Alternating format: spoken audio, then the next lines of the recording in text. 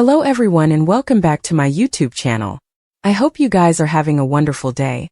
Before we start, please hit the subscribe button and give this video a thumbs up. Steffy Forrester and Hope Logan will officially make peace while Carter Walton sizzles with Daphne Rose. Now that Carter has eavesdropped Hope's plea for a future with Liam Spencer, he's dealing with some pain and resentment. Carter put a lot on the line for Hope with all that preemption drama, but he feels like he has nothing to show for it. That's why Carter just vented to Daphne and made it clear that she was right about Hope. Since Carter doesn't suppose he has a future with Hope presently, he seems ready to surrender to a sizzling session with Daphne, especially since she just came home with him. Daphne will take advantage of the situation and jump at the chance to be with Carter, so it sounds like some hot scenes are on the way. While Daphne and Carter toast effects up, Liam seems poised to get through to Hope. Hope may decide she's ready to try reuniting with Carter, but she'll have commodity differently to take care of first. After Liam expresses his desire to see Hope and Steffy make peace, he'll turn to John Finnegan for help making sure that happens. Still, he'll want Finn to promise he'll bring Steffy and Hope together, if Liam ain't negotiated in the time he is left alive. Still, Liam's terminal condition has formerly put Hope and Steffy on a peaceful road. Steffy and Hope will meet up, so that'll lead to them talking effects out. Hope and Steffy will settle on an armistice, so this will pave the way for Hope to return to Forrester Creations and presumably renew her line as well. Steffy's decision to let Hope make a Forrester comeback will stir up some questions once everyone gets updates on this big news. Rich Forrester and Brooke Logan will be especially suspicious, so stay tuned to see their responses. Liam Spencer said Hope Logan was the only woman for Carter Walton, as Daphne Rose assured him at the Garret. Then's how it all went down. At Forrester Creations, Brooke Logan possessed Daphne and principally advised her not to get in the way of Carter and Hope's love for each other. After Carter heeded to Hope talk to Liam about their future, and how she'd always love him, he stomped back to Forrester Creations. Carter intruded Brooke's discussion with Daphne, and asked to speak with Daphne intimately. Once Brooke left, Daphne quizzed Carter about what happened. Carter murmured about his instincts being wrong and made it clear this was about Hope, so Daphne decided to go home with him since he shouldn't be alone right now. At the Precipice House, Taylor Hayes and John Finnegan comforted Steffy Forrester that giving Hope updates was the right call. Indeed so, Steffy claimed no bone differently could know since Liam wanted his brain excrescence news kept under wraps. After Finn reflected on once cases who had wanted to die alone, he admitted that their loved bones were crushed and felt betrayed in the end. Still, Finn refocused out that Liam wasn't alone since he'd Steffy and Hope to lean on. Steffy milled over how illegal it was that Liam was losing his life so youthful, and upset about the daughters he'd leave before. At Brooke's house, Hope wondered if Liam wished Steffy hadn't come clean to her. Liam didn't wish that, but he still endured for further time before Hope looked at him with sadness in her eyes. Once Liam talked about his desire for Hope to find happiness and grow old with someone, he suggested that someone could give her everything he couldn't. Liam prompted Hope to fix her relationship with Carter and forgive him since he felt that was indeed the path to happiness for her. After Liam reflected on when he first met Hope, he was repentant for all the suffering that came latterly. Now that Liam had seen the way Hope looked at Carter, he realized it was the way she used to look at him. Once Liam told Hope to tell Carter how she felt about him, he pushed her to admit she still loved Carter. Liam eventually declared that Hope was the only woman for Carter, as he gave her another nudge to repair the damage. At Carter's garret, he opened up to Daphne about all his failed loves and miscalculations. Daphne realized Hope had broken Carter's heart again, and admitted she was hysterical this would be. After Daphne said she wouldn't be surprised if Hope reunited with Liam, Carter blustered about everything he did for Hope, only to get cast away like he meant nothing. Carter claimed Daphne was right on, so she assured him that she was there for him now and always. Daphne may be on the verge of participating some passion with Carter. At the sanitarium, Liam asks Bridget how soon he can get out of there. She says he's perfecting, but she and Finn agree they shouldn't rush it. Finn says farewell to Steffy and exits. Liam goes over how lucky he's to be in similar good and caring hands. He tells Steffy it's nice to witness how good she and Finn are with each other. He's happy for her.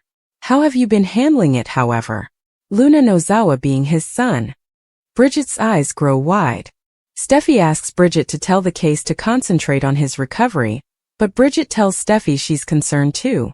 She hopes she's not letting Luna come part of her family. Steffy assures them both that's no way going to be.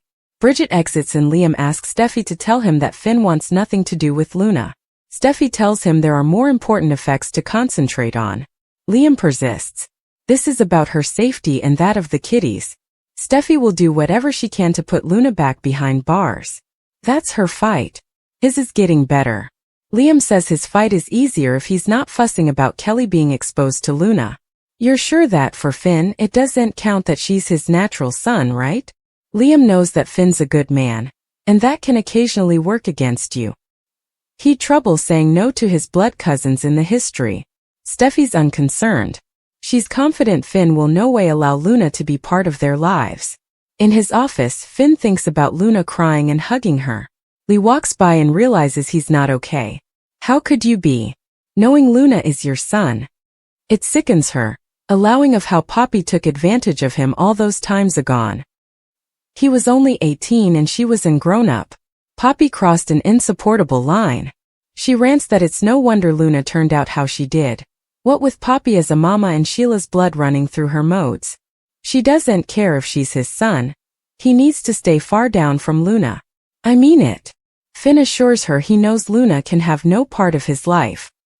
He laments that it could have been different if Penelope had told him the verity. Lee knows part of his thinks he could have helped Luna, but now it's too late. Luna cannot have any part in your life.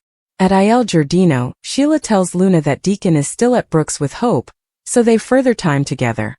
Luna wishes she didn't have to sneak around to see her. Sheila says Deacon needs further time to accept the situation, but he will. She can move that man of anything. Right now there's someone differently they've to move to accept and embrace Luna. Luna thinks she means Will, but Sheila is talking about her father. Luna wants Finn in her life, especially now that her mama has cut her out. Sheila hugs her and says it's horrible for a mama to abandon her child. Luna shrugs. I did frame her for murder. Sheila says they all make miscalculations. Poppy's was keeping her down from Finn. Luna says Finn's the kind of man she always hoped for in a pater. He'd have been a perfect part model. Sheila can't suppose of a man in the world who would be a better father. Luna sniffs. Unfortunately, Steffy will no way feel that way. Luna feels that having a father like Finn may mean there's some good in her. Sheila tells her she's good. Luna sniffs that her pater will no way be suitable to see that. She'll no way be suitable to have a relationship with him. Sheila insists she'll be suitable to. They're going to fight for that. Luna's spooked she'll no way know Finn as her father, thanks to Steffy. Sheila smothers that Steffy has surpassed in further ways than one. This will boomerang on her in a big way. She wa'n't get down with it. I wa'n't allow it. I wa'n't let that be. I'm determined, Luna. I'm determined to bring my son and granddaughter together. At Brooks' house, Cleric assures Hope that better effects will be coming in her future. He urges her to go out and make her own break if life doesn't give her one. Hope appreciates the support, but this is a two-way road. She asks how he's doing. He says, great. Hope knows about Luna being Sheila's granddaughter. Deacon admits he's not exactly thrilled. Hope realizes it must be painful to know two of his closest musketeers were killed by his woman's granddaughter. Cleric nods. Cleric wants Sheila to have a relationship with her kiddies and grandkids, but when it comes to Luna, it's not passing. Hope hopes Sheila understands that. Deacon says he made her choose. Luna or me. She chose me. She understands she can't have anything to do with Luna, ever. Hope's glad that she's prioritizing their relationship. She just worries that it might be veritably tempting for her to be part of Luna's route. She pleads with her pater to be smart. This is Sheila we're talking about. Hope admits she feels for Steffy in this situation. Luna Nozawa Steffy's stepdaughter. At the sanitarium, Sheila infuriates Finn by popping into his office.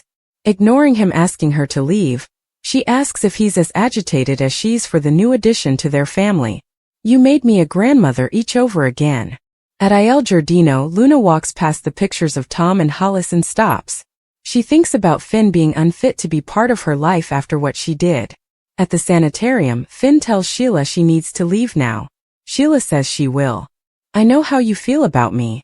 or I know how Steffi feels about me is what I really should be saying.